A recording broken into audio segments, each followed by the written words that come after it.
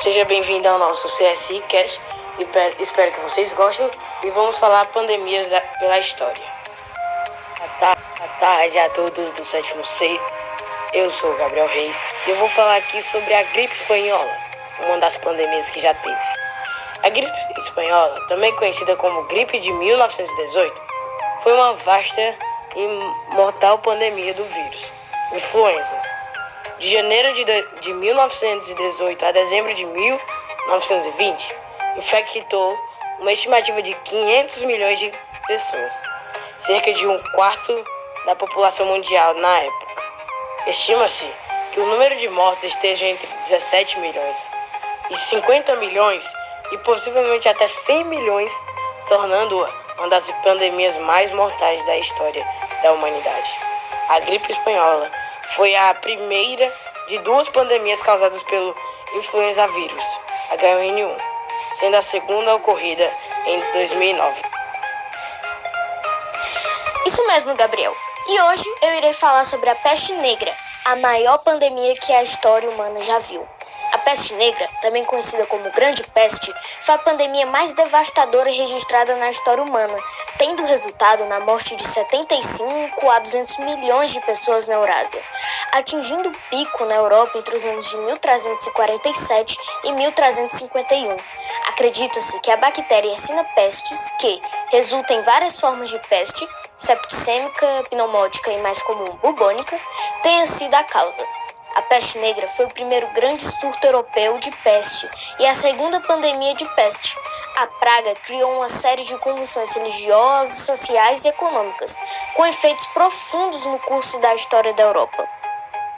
Estima-se que a peste negra tenha matado entre 30% a 60% da população da Europa.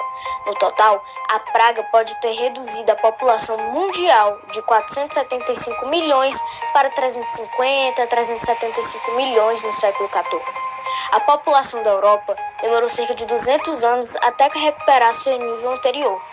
E algumas regiões, como a de Florença, recuperaram apenas no século XIX. A praga retornou várias vezes como surtos até o início do século XX. Da Itália, a doença espalhou-se para o noroeste por toda a Europa, atingindo a França, a Espanha, Portugal e Inglaterra em junho de 1348, continuando também a se espalhar para o leste e norte através da Espanha, Escócia e Escandinávia, de 1348 a 1350. Foi introduzida na Noruega em 1349, quando um navio desembarcou em Askøy, na Islândia. Finalmente, continuou a propagar-se para o noroeste da Rússia em 1351. A praga foi menos comum em partes da Europa com comércio menos desenvolvido com seus vizinhos e através de quarentenas, incluindo a maioria do País Basco, partes isoladas da Bélgica, da Holanda, Polônia e aldeias alpinas isoladas de todo o continente. A importância da higiene foi reconhecida apenas no século XIX.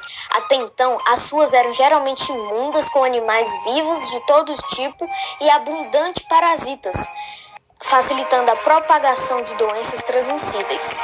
Um avanço médico precoce como resultado da peste negra foi o estabelecimento da ideia de quarentena na cidade-estado de Ragusa, na Croácia, em 1377, após contínuos surtos. Com um declínio populacional tão grande causado pela peste, os salários aumentaram em resposta à escassez da mão de obra. Os proprietários de terra também foram pressionados a substituir as rendas por serviços de trabalho num esforço para manter os inquilinos. Como ainda não havia um desenvolvimento satisfatório da ciência médica nesta época, não se sabia as causas da peste e tampouco os meios de tratá-la ou de sanear as cidades e vilas.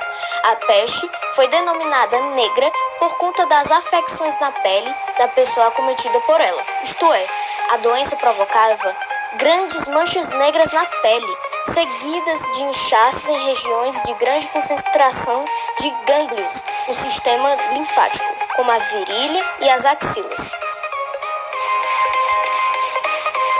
Boa tarde, e agora eu vou falar sobre a pandemia varíola.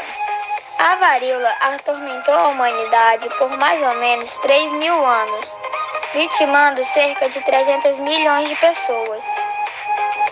transmitida por vírus através das vias respiratórias, causava lesões na pele.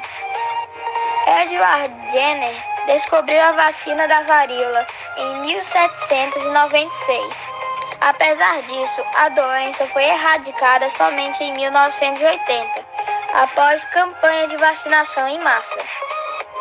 No Brasil, em 1904, Oswaldo Cruz, o então diretor-geral da Saúde Pública, iniciou uma campanha de vacinação em massa para a população. Foi aprovada uma lei que tornava obrigatória a vacinação e estabelecia punições aos que não a cumprissem.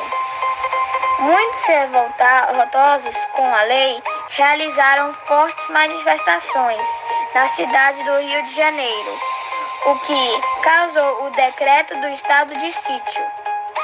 Esse episódio ficou conhecido como Revolta da Vacina. No entanto, em 1908, um surto fez com que a população buscasse os postos de vacinação. O último caso de varíola no Brasil foi notificado em 1972 e as vacinas continuaram a ser obrigatórias até o ano de 1975. A varíola foi considerada mundialmente erradicada em 1980. Pois é, Pedro Queiroz. Outra epidemia que aconteceu mundialmente foi HIV. HIV é uma doença que foi identificada em 1981, a partir de um vírus chamado SIF, que é um vírus altamente mutante. O causador do HIV ataca o sistema imunológico, responsável por defender o organismo de doenças. As células mais atingidas são os linfócitos, e é alterando o DNA dessa célula que o HIV se multiplica, rompendo-se assim o linfócito, em busca de outros para continuar a contaminação. O impacto devastador do HIV afeta a população e também a produtividade econômica, pois a maioria dos infectados são de pessoas de idade ativa, além dos custos representados para o sistema de saúde dos países. O Brasil conseguiu evitar 2,5 mil mortes por HIV, dentre os anos de 2014 e 2018. Mas, enquanto a isso, 1,1 milhões de pessoas morreram de doenças relacionadas a isso, que foram infectadas em 2018. E 98,1 milhões de pessoas foram infectadas pelo HIV desde o início da epidemia. Os sintomas mais comuns do HIV são dores do abdômen, tosse seca, febre, mal-estar e etc. E as soluções para essa doença são comprimidos, cápsulas de remédios apropriados. Pois é, Carol. O HIV ainda não criaram a vacina, mas há tratamento sim. Agora, no caso da gripe, existe a vacina que dá influenza A. Há uma década, o H1N1 provocou 2.000 mortes no Brasil. Em 2018, foi responsável por 65% dos óbitos decorrentes dessa doença. Ele é um pouco mais violento, ou seja, multiplica-se rapidamente pelo organismo. Os sintomas são febre alta, mal-estar, dor de cabeça, espirros e tosse. A diferença estaria no risco de complicações, como é no caso da Covid-19. Não é, Rebeca? Pois é, Gigi. Bom, a próxima pandemia que eu vou falar é uma pandemia onde nós estamos vivendo, sim, está sendo bem difícil da gente lidar, né? Bom, é sobre a doença Covid-19 ou coronavírus, como nós costumamos falar. Bom, o Covid é uma grande família de vírus que podem causar doenças em animais ou seres humanos. Bom, os sintomas são a febre, a tosse seca, o cansaço, a diarreia, a dor de cabeça e a perda de paladar ou olfato. Mas sim, existem outros sintomas que são bem mais fortes, como a falta de ar, mas esses são os principais. Bom, é transmitível pela pessoa que é infectada que tosse ou espirra e as gotículas atingem outra pessoa ou fica em objetos. A origem foi identificada pela primeira vez em seres humanos em dezembro de 2019, na cidade de Wuhan, na China. Bom, acredita-se que o Covid seja de origem animal. Apesar de o novo Covid já ter infectado mais de 3 milhões de pessoas em todo o mundo, sim, é muita gente, foram 3 milhões de pessoas, mais de 3 milhões de pessoas. Ainda existem 34 países ou territórios que não relataram um único caso da doença. São exemplos Comores, Lesoto, Taquistão e entre outros. Bom, a prevenção é a lavagem frequente das mãos, usar máscaras sempre e evitar o contato próximo com outras pessoas. O diagnóstico pode ser confirmado a partir de quando você vai em um hospital, clínica ou posto e faz um exame para confirmar a doença. É um exame próprio. Bom, obrigado por escutarem até aqui. E agora eu vou entrevistar a profissional de saúde, Gisele Menezes, e perguntar como é que está sendo sua rotina de trabalho. No início eu estava com muito medo em trabalhar, porque como eu trabalho na área de saúde, a gente sempre tem mais possibilidade de pegar, a Covid. Mas graças a Deus lá está tudo tranquilo. Eu já saio bem equipada de casa, principalmente com a máscara. Quando chega lá, tem todos os cuidados, tirando a temperatura, já tem álcool gel. Na hora de entrar para trabalhar, a gente vai para uma sala de paramentação, se veste e só sai da sala depois que termina todo o expediente. Graças a Deus, eu estou agora mais calma, mais tranquila. E é isso, a vida continua e vamos para frente.